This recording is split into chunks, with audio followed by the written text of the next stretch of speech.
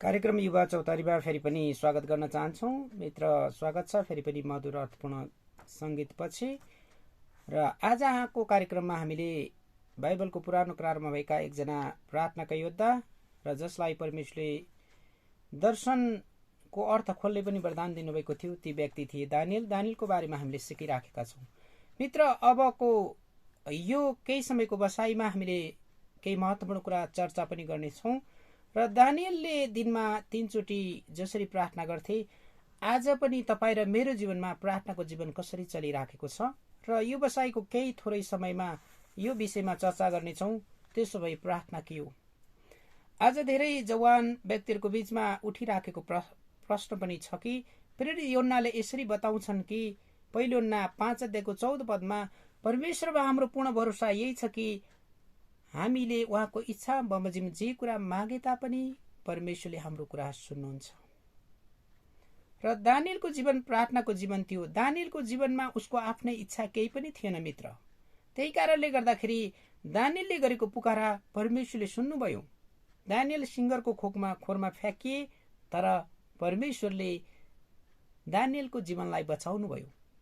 अनि सिंहको खोरमा रहँदा पनि स्वर्गदूतले सिंहका मुखहरू थुनिदिनु भयो। मित्र, प्रार्थना परमेश्वर माथिको पूर्ण भरोसा र सम्बन्ध हो। तर हामी मानव जीवन उतार चढावमा रहि नै रहन्छ। तर कतिपय अवस्थामा हामीले प्रार्थना गर्दै गर्दा कतिपय कुराहरूले बाधा पनि ल्याउँछन्। आज 2टा महत्त्वपूर्ण कुरा म बताउन चाहन्छु। पहिलो, भजन 66 को 18 भन्दछ, यदि हामीले हृदयमा अधर्मलाई आश्रय दियौं भने परमेश्वरले तपाईँ र मेरो प्रार्थना सुन्नुहुन्न मित्र। र हृदयमा भएको अधर्मको लागि हामीले पूर्ण पश्चाताप गरेर, किनकि परमेश्वर पवित्र हुनुहुन्छ, उहाँले पाप गर्नुहुन्न। परमेश्वर सत्य हुनुहुन्छ, उहाँले झुट बोल्नुहुन्न। सत्यता र पवित्रता परमेश्वरका गुण हुन्। र हरेक जवान मित्र याद गर्नुहोस् कि यदि हामीले आफ्नो हृदयमा अधर्मलाई, पापलाई, गल्ती र भुललाई यदि आश्रय दियौं भने हामीले गरेको प्रार्थना परमेश्वरले सुन्न सक्नुहुन्न। किनकि पवित्रता र सत्यता परमेश्वरको चारित्रिक गुण हो। अनि याकुबले यसरी भन्छन्, तिमीहरू माग्न त माग्छौ तर पाउँदैनौ, किनकि अभिलाषा कुरा पूरा गर्नको लागि माग्छौ। जुन कुरा याकुब 4 अध्यायको 3 लेखिएको छ। वास्तवमा भन्ने हो भने दानियलको प्रार्थनाको जीवनको बारेमा हामीले हेर्दै गर्दाखेरि यो समय मित्र म उत्साह दिन चाहन्छु।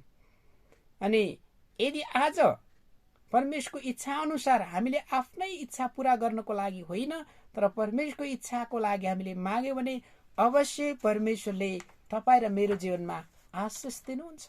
यो कुरालाई याद गरौँ। कहिलेकाहीँ परमेश्वरले भिन्न भिन्न प्रकारले उत्तर दिनुहुन्छ। इङ्ग्लिसमा 3वटा महत्त्वपूर्ण शब्दहरू छन्, यस, नो एन्ड वेट। यदि कुनै कुरा 2-4 सय तपाईँ र मलाई पैसाको खाँचो छ भने अन द स्पट परमेश्वरले कुनै व्यक्तिलाई प्रयोग गरेर त्यो जुटाउन सक्नुहुन्छ।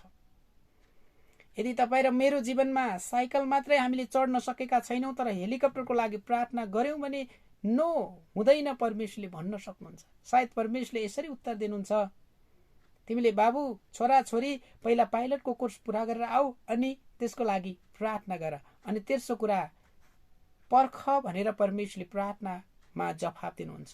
त्यसैले परमेश्वरको वचन बाइबल अनुसार परमेश्वरले प्रार्थनाको उत्तर दिनुहुन्न भन्ने कहीँ कतै हामी पाउँदैनौँ।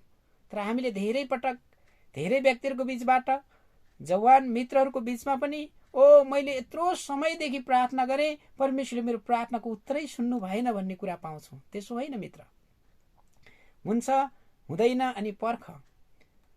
उदाहरणको लागि एउटा जवान व्यक्ति, छोरा या छोरी अथवा जवान केटा या केटीले प्रार्थना गर्नुभयो, भोलि बिहान म 10 बजे बिहे गर्न चाहन्छु, एनी हाउ मलाई जुटाउनुहोस् भनेर यदि हामीले यो प्रकारको प्रार्थना गर्यौं भने परमेश्वरले मुसुक हाँसेर सायद भन्नुहुन्छ होला, पर्ख, तिम्रो लागि उचित समय अवश्य नै हुनेछ। मित्र, आज हामी हतार गरिराखेका छौँ। त्यसैले प्रार्थनाको उत्तर आउँदाखेरि कतिपय बाधा पार्ने कुराहरू पनि छन्। आज तपाईँले मनन गर्नुहोस्, विचार गर्नुहोस् र दानियलको जीवनको प्रार्थनाको जीवनलाई विचार गर्नुहोस्। हरेक जवान परमेश्वरका छोराछोरीहरू परमेश्वरको नजरमा धेरै महत्त्वपूर्ण छन्। सोलोमनले पनि भन्छन्, जवानी अवस्थामा परमप्रभुको सम्झना गर। परमेश्वरले तपाईँ र मेरो जीवनको सम्झना गर्नुहुन्छ। परमेश्वरले तपाईँ र मलाई एउटा उच्च प्राथमिकतामा राख्नुहुन्छ। तपाईँ र मेरो जीवनलाई उहाँको महिमाको लागि प्रयोग गर्नुहुन्छ। दानिएललाई जसरी एउटा अनुपम नमुनाको रूपमा परमेश्वरले खडा गर्नुभयो। हामीले बाइबल धर्मशास्त्रमा दानिएल र प्रकाशको पुस्तकलाई आगामी भविष्यमा ख्रिस्टको आगमन हुने बारेमा पनि हामीले धेरै एउटा दर्शनको पुस्तक भनेर पनि हामी चिन्दछौँ र दानिएलले यस्तो प्रकारको भूमिका खेलेका छन् जसको कारणले गर्दा त्यो पुस्तकको नाम नै दानिएल रहेको छ। आज तपाईँ र हामी नामले दानिएल होइन, तर प्रार्थनाको जीवनद्वारा दानिएल जस्तै व्यक्ति बन्न सकौँ भनिकन हाम्रो प्रार्थना छ। जवान मित्र, चुनौतीहरू धेरै छन्, तर आज तपाईँको प्रार्थनाको जीवन कसरी अगाडि बढिराखेको छ? मैले चर्चा गर्नै लागेको कुरा दानिएलको जीवनबाट प्रार्थनाका शक्तिशाली कुराहरू हामी पाउन सक्छौँ। प्रार्थना सम्बन्ध हो, प्रार्थना सृष्टिकर्ता परमेश्वरसँगको बातचित हो। प्रार्थनाद्वारा तपाईँ र मैले आफ्नो सम्बन्ध परमेश्वरमा ठिक प्रकारले अगाडि बढाउन सक्छौँ, किनकि जो परमेश्वर हामीले विश्वास गर्छौँ त्यो परमेश्वर विश्वासयोग्य हुनुहुन्छ।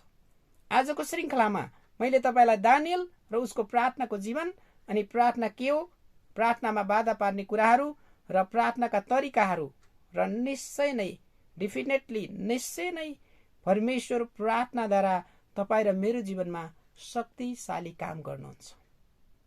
बाइबलमा यसो यस्तो व्यक्ति हुनुहुन्छ जो चाहिँ बिहान मिरमिरे उज्यालोमै, मर्कुसेको 35ले भन्छ, मिरमिरे उज्यालोमा नै यसु प्रार्थना गर्न एकान्त ठाउँमा जानुहुन्थ्यो। मित्र, दानिएल विचलित भएनन्। षड्यन्त्र रचियो, दानिएललाई सिंहको खोरमा फ्याँकिन लागेको समयमा पनि दानिएल विचलित नभइकन सदाझैँ उसको एउटा बानी अनुसार यरुशलेमतिर झ्यालहरू यरुशलेमतिर खुला भएको कोठामा दिनमा 3 पल्ट घुँडा टेकी प्रार्थना गरेको कुरा हामी पाउँछौँ।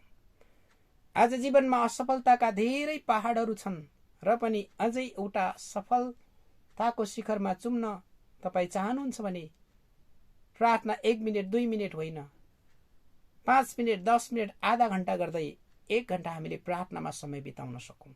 यो चाहिँ तपाईँ र मेरो जीवनको लागि एकदमै शक्तिशाली र महत्त्वपूर्ण समय हुनेछ। हामी यो कुरामा विश्वस्त छौँ।